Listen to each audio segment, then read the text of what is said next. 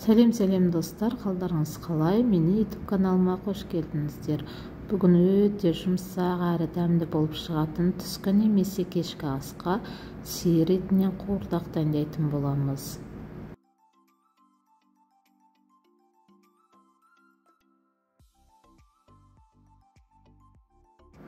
Алдымен сиырдың етін аламыз. Осындай кішкене майлы болса да қуырдағымыз өте дәмді болып шығады.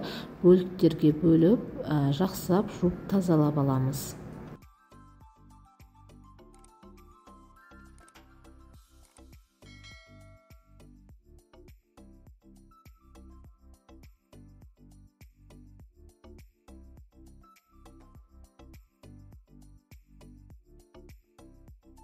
Қызып тұрған майымыздың үстінен етімізді салып, дәміне қарай тұзымызды салып, 15-20 минуттай бетін жауып, қуырып аламыз.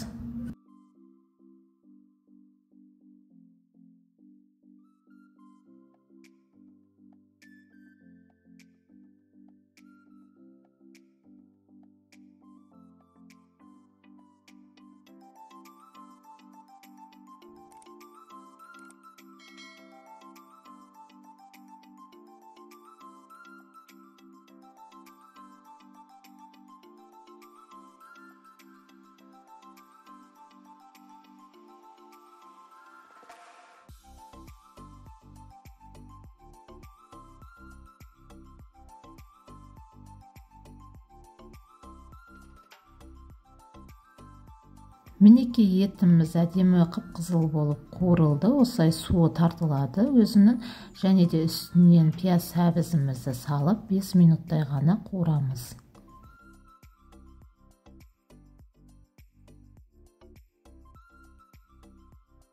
Етіміз жұмсақтау болып пісіп қалды. Енді үстінен картошкамызды салып, дәміне қарай тағы да аздап тұзымызды салып, 1 стакан суымызды құйып, бетін жауып, 15-20 минуттай жақсылап пісіріп аламыз. Мінекей біздің қуырдағымыз дайын болды. Еті де, картошкасы да өте жұмсақ болып шықты.